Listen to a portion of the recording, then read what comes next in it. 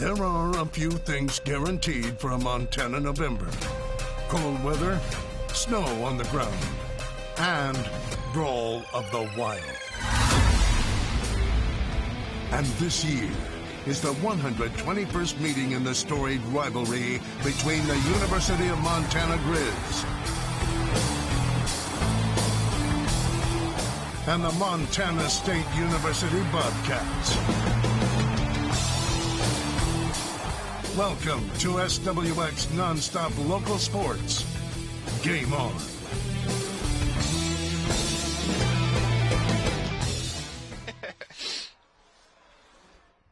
All right, welcome to Bozeman. Welcome to Brick Breeden Fieldhouse. Sean Rainey, Alex Eshelman. I'm Spencer Martin here for the 121st Brawl of the Wild. We finally made it just 30 minutes away from kickoff. We're your pregame show here on SWX and Nonstop Local to get you started. The story of the weekend, except for the Brawl of the Wild, the story of the morning so far, ESPN's College Game Day. We all had a chance to go and see it for ourselves, some backstage access. Sean, I'll start with you. We had some great signs. We had some great some Montana moments. What really stuck with you from Game Day this morning? Well, it was kind of crazy because obviously we've been talking about Game Day and we saw so much of the setup and we got to meet all the people.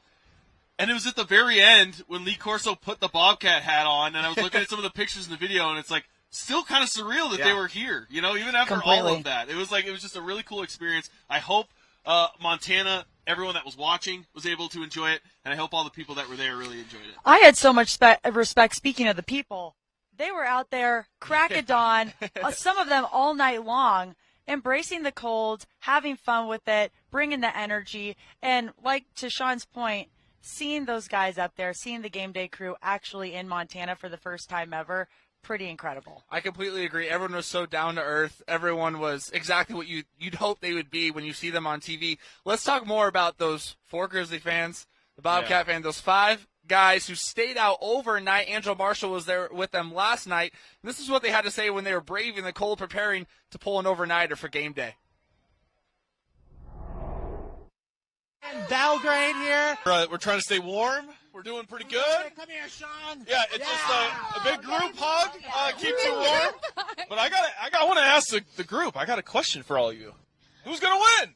Cat. Grizz. Check it out. And those guys got some love during ESPN's College Game Day. They took advantage, some awesome moments with that. Then it came for the talent to make their picks, and Sean McAfee surprised the crowd a little bit. Yeah, he was going touchdown Tommy, getting the crowd hyped, the Alaskan Assassin, talking about his time with the rodeo team. We actually got to see him yesterday, steer wrestling and all that kind of stuff in person.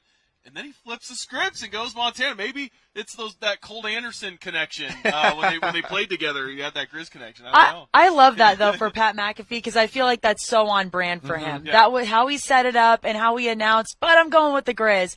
On the other hand, Lee Corso pulling out the champ Bobcat head. Yeah. Electric atmosphere. So fun to watch. Everybody just kind of explode once he put the champ head on. I was on stage for that moment. Sean mentioned earlier, really surreal. And if you didn't catch it live, here's Pat McAfee and Lee Corso making those picks on Game Day this morning. And I want to let you know, yesterday when I hung out with the Montana State University rodeo team, I felt like I was a part of greatness right out here in Bozeman. Touchdown Tommy Malott is electrifying. The vim is so high. So with all that being said, you would think because I'm part of the rodeo team and I love Bozeman, it's a postcard, I go with the Bobcats. Give me the Grizzlies! Colt Anderson! Mark Marion!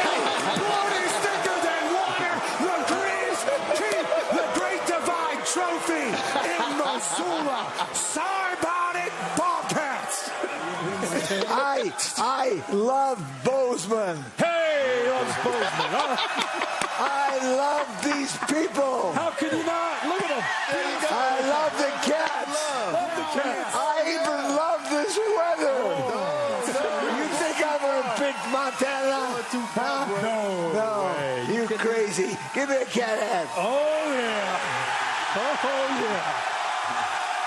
There you go, LC.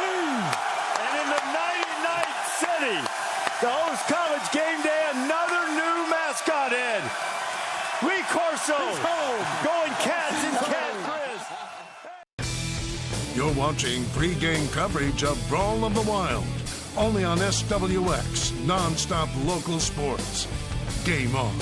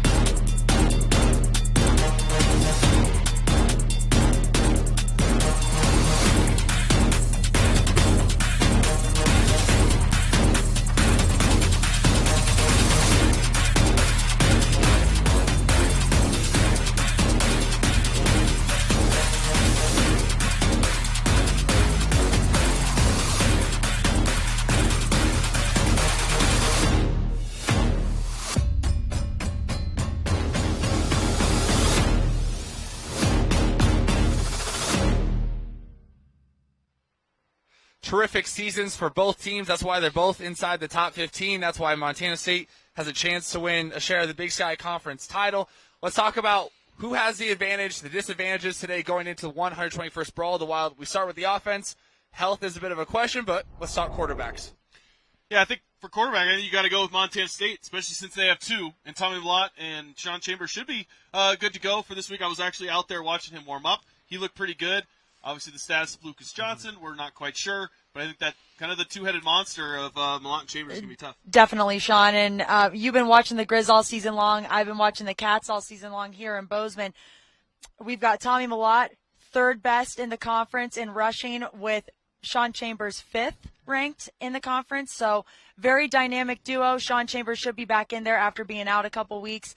I do feel like, to Sean's point, Montana State wins this position group battle. We've talked about it. Very curious to see what Sean Chambers' role could possibly be today in this game with Tommy Malott involved. Sean Chambers, can they get some of those big runs involved? It looks like Lucas Johnson's going to be a go. We've seen him in all the game day type coverage. But you talked about rushing. Let's go running backs and the offensive line. I think I'm going to go – we got to go Montana State, I think, with the edge on the offensive line. Just I think it's more that dynamic running ability. I do have to give a shout-out to Nick Osma, though, who has absolutely been balling the last couple weeks. Especially then you get Marcus Knight transferring out, which was a little bit of an interesting move. But Osmo's been playing really well. But overall, got to give the edge, Cats. Definitely. Agreed. You've got Garrett Kuhn. You've got Elijah Elliott. So many guys who have stepped up, not to mention, and we'll touch on these guys, but even the fullbacks, the tight ends, all of those guys offensively overall, it's looking pretty solid for the Cats. And you were at warm-ups. Isaiah Fonze was getting some warm-ups in for Montana State. Over 3,000 yards rushing as a team, multiple 200-yard rushers. So when it comes to the ground game, it's been about Montana State. Let's keep going outside. Wide receivers, tight ends, who has the advantage today? I think this is where we go Montana. I think Montana State, they have some good weapons, no doubt. And Montana maybe doesn't have that standout wide receiver they've had in years past. Right. But when you have a Mitch Roberts, you have the explosiveness of a Malik Flowers, a Junior Bergen. Obviously, we saw what Junior did in the second play of the game in last year. So I'm going to go Grizz wide receivers. And to your point, Sean, when Coach Vegan did say Lucas Johnson, I know quarterback, but he said if he is in, the whole offense makes it better. Exactly. So we'll go with the Grizz on that one as well. Both teams have been really strong with offense. Let's go defense. Yep. Now, defense wins championships. Both teams, I think, have very strong defensive identities. Montana, very strong rushing defense. We start with the big boys up front, the defensive line. I think this is a bit of a toss-up. Where do you guys go with this one? Take it away, Alex. I'm going to start with, so we're going with defensive line first. Let's go defensive line. Well, we've been talking about it all week. This is the toughest of the defenses. Yes. And being that I have followed the Cats all season long with the defensive line, went to their get-off championship where they practice and practice their best get-off a block and all of that. I do think that the Bobcats will own the defensive line there, especially with Sebastian Valdez. We'll see where Brody Greavy's play contributes there health-wise, but I do think that the Cats will own that one. I think with Greavy not being 100%, I think you got to go Montana in this one. nose tackle. I mean, you got Gubner and Alford, two guys that are two of the best in the conference, and then they have a slew of guys that come in off the edge that are all very solid. So I think you got to give the edge, especially with the unknown of Greeby health, to Montana. We'll see. We're talking linebackers, and this is another fun one. I like talking about the defense here because they both have such elite players in certain positions. So I'm curious to see. I'll start with you, Sean, because I think Montana has more volume of great linebackers, but, of course, Montana State has their standout. Linebacker you, man. I think you got to go with Montana. I mean, Patrick O'Connell, he should be back, good to go. The front runner for the Buck Buchanan Award winner before he got hurt and missed a couple games. And then you throw in, Marcus Wellno, Braxton Hill, all these Montana kids, Levi Janicaro. Got to go Montana. Callahan O'Reilly, I will say, linebacker you, yes, but also Callahan O'Reilly holds a high standard with that linebacker group here at Montana State. He's leading the conference in a couple of statistical areas there, or not leading, but one of the leaders in interception, sacks, all Leads of that. them in turnovers. Exactly. So I do think I'm going to go Cats with that one. Okay, so you guys are pretty split. Can we agree when we get to the secondary at least? Yes. Yes? Yes, we got to go can. Montana. Yes, we will go Grizz. That's Yes. the weakness of the Montana State defense. Easy call. Perfect. And I Agreed. think that was really evident last year when we saw what they were able to do, the pressure they were able to get because no one was getting separation. It was so evident. So, finally, special teams, big in rivalry games. I think it'd be maybe the difference maker today. Who has a better special teams unit? Oh, we're doing special teams. I'm going to add it in. I think it's kind of head-to-head. Yeah, What do you think? Yeah, not quite sure. It's going to be depending on some fluky plays. I think both teams have good returners. It'll come down, I think, probably to the kicking game, which Montana State's pretty solid there. So we'll have to find out. Pat We'll see. McAfee was talking today how hard it is to kick a ball in this cold. Well, we're going to continue our pregame show as we get closer and closer to kickoff. But first, let's go to some of those moments from Wake Up Montana Nonstop Local this morning.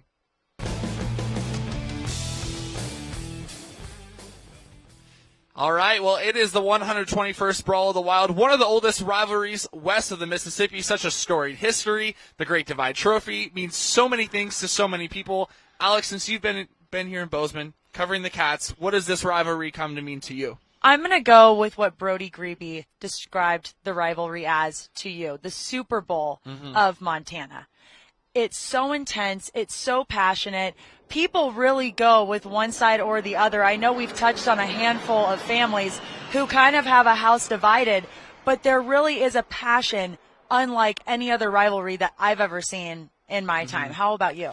I agree, and as you hear a flyover come just 10 minutes, I think the pageantry of it, like when people come to Bozeman who maybe don't live in Bozeman for this game, they bring only their Grizz stuff, like only their Cat stuff. Right. It's not about looking good. It's how can I get the most blue and gold, the most maroon and silver. So I love that part, and here's what some of the guys on both teams had to say about the rivalry earlier this week. It's awesome to be a part of, and every time you go back to I think the greatest part of it all is going back to small towns and you just see the Montana flags or Montana State flags flying proud, and it's awesome to see. It's a pretty cool thing to be able to play in, to have the experience of an actual rivalry game. Both sides, I would assume everybody agrees with that. It's a lot of fun. So the emotions get high and everybody wants to win. It makes a great game and a great rivalry. Just super excited with it being senior night. It's going to be great. My family's going to be out here. It'll be a really great time to go out there with my teammates, the class that I've come out with and spent a lot of time with. I'm excited to go out there and battle with those guys.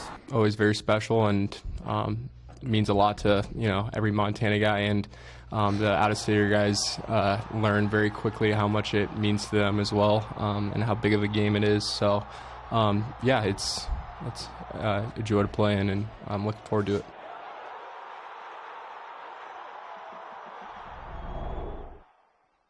Just 10 minutes away from kickoff. We couldn't be more excited. Of course, you've seen all the snow. It is a very cold one today. We just found out it's about 19 degrees. Earlier, it was a wind chill of negative 17 degrees. It feels like a sunny and 75 at this point.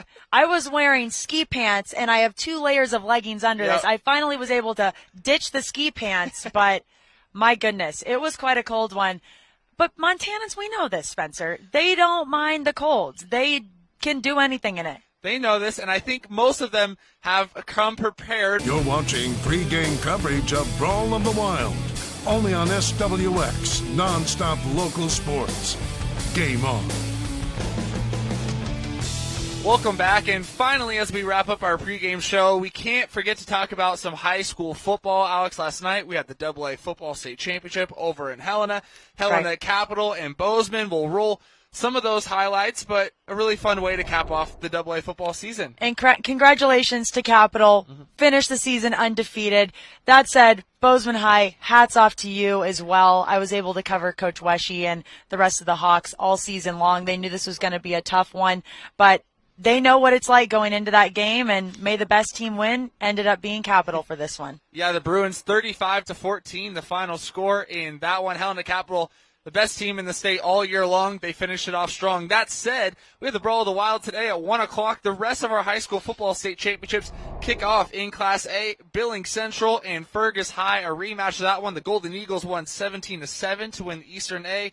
In Class B, Loyola and Florence in a nice little battle for the Bitterroot for a state title. 8-man Belt and Mission Bulldogs. What a season for Mission and a run that they've had. And finally, in 6-man, Big Sandy Pioneers and the Broadview Lavina Pirates. I'm really excited about that one. Broadview Lavina I've covered. First state championship they've ever even been in any program history. So really fun to have all these state championships. It's just a big football day in the Treasure State. And you love storylines like that. You want to see, you kind of are rooting for the underdog in that way. But at the same time, we love covering all of these teams, Perfect. like you said. Well, kickoff is finally here. Join us for our post-game show right here on SWX. For the Montana Grizzlies after their losing effort today, 55-21. Looked like they were overwhelmed by the Bobcats, and the stats reflect that today. Yeah, let's go through it. I mean, total yards, Montana State 561 to 315. Wow. Most of those on the ground. 439 yards rushing. And some of these totals for some of these individuals, very impressive. Tommy Willott, 15 carries, 141 yards, 2 touchdowns. That's almost 10 yards per carry, Spencer. And Elliott chipped in with 126 yards on 7 yards a carry. And then Sean Chambers, we kind of said it. Really brought that X factor, him coming back healthy. 18 carries for 86 yards and a touchdown. Some of those, I mean, he ran the ball 4 times on the 1 yard line. So you take some of those out of the equation, and his yards per carry is well over 6 yards per carry as well. Montana State, absolutely dominant. They only threw the ball 10 times, 7 of 10 through the air, but very efficient for 122 yards and a touchdown. Montana really could not get it going, could not get into rhythm. Turnovers, bad snaps, things like that. But yeah, Montana State dominated the stats, dominated in all facets of the game. I like that you pointed out how many times they threw the ball. It's not often you hear over 500 yards of offense, and almost none of it through the air, over 400 on the ground. So Montana State's locked into the seed, locked into the top 3 seed. They get to play another game at Bobcat Stadium, get that bye. What do you think their outlook is for the postseason after going to the championship game a year ago? Well, you got to give them a lot of credit. It's pretty impressive what they've done, being able to reload after losing all of that talent that they did, a season ago. When you look at the landscape across the FCS, I think that they're going to have a pretty good chance because there's really not that dominant team this year. North Dakota State isn't as dominant as they've been in the past. We saw Sac State ranked number 1. I saw this Montana team play at Sac, and I saw them play at Montana State. Montana State, in my opinion, clearly the better team over Sacramento State. So I would trust them to go in there and get a win. And then you got your Weavers and South Dakota States, and I can't tell you that Montana State's any worse than any of those teams. So I think Montana State's got a pretty good shot. And I think that leans into, as we talk about the future for the Montana Grizzlies, we see FCS programs going FBS, the landscape kind of changing. You talked about not having a dominant team this year, and yet the Grizzlies are on the bubble right now. We think they deserve to get in. We don't know if they'll get in. You had Lucas Johnson go out with an injury today, may have been a little bit banged up. Got a season with him. So much, I think, anticipation for what this season would bring for Montana. When you go back to the start of the fall, we thought maybe they were better than Montana State. So where do you go from here? Yeah, not even the start of the fall. I mean, you just got to go after their 5-0 start to the season. Before that Idaho game, and then they go Idaho and they lose 3 in a row and have that little skid. But hey, let's hear from the winners of the 121st Brawl, Montana State. Join them in today's presser. Still about the game, and our guys really attacked it. I felt like from the start, just the look in our eye and our execution, in particular, that first drive, and then defensively, they made some plays that second drive, but we dialed it up after that. I thought special teams wise kept them in check and didn't let up. Those type of games, you get a few breaks, the snap over the head, all that stuff, but anytime you can put up the numbers we did today and hold them down like we did against a good football team. We showed up today. So excited for our players, excited for our coaches, and obviously really excited for our fans for all that they got to enjoy today. And it's only like 4 o'clock or something like that. So watch out. Coach, on that note, this is a huge moment for Montana State. So how did you guys sort of mitigate what could have been huge distractions and turn this into this showcase for your program in this university? Well, I think, early in the week, talked about, hey, guys, College Game Day is coming here a lot because of you guys, players, because of our record. They wouldn't be coming here if we weren't 9-1, all that. But ultimately, what goes on is about the fans. And just heard from Tommy Malott, R.J. Fitzgerald, and head coach Brent Vegan. That touchdown had to feel good for R.J. Fitzgerald at the end of the game, and Montana State. Yeah, ruling the day. Big time victory for the Bobcats. So we'll take a quick break, and when we come back, we'll break it down more and talk about what the playoffs might mean for both teams. Welcome back. All right, so for the final time, 55-21, the final today for Montana State getting the win. Real quick, Sean, final look at those playoff implications after today. The Cats 10-1 and 10-0 against the FCS. I think after this game, you can argue that they're as good as anybody in the country. So we'll see. The selection shows tomorrow for the FCS. So we'll see where Montana State ends up. Don't forget, we talked about it in the morning show. Sac State, UC Davis still playing tonight. So Montana State fans going to be rooting for UC Davis to knock off Sac State so they can get ahead of them and be a top 2 seed. Meanwhile, the Grizz playoff chances are on the line. And if UC Davis wins that game, you could probably kiss them goodbye for sure. All right, and finally, let's talk some high school football. Helena Capital capped off their amazing run last night with a 35-14 win over Bozeman. Today we had the rest of the state football championships in Class A. Fergus High wins their second in program history. They beat Billings Central 34-14.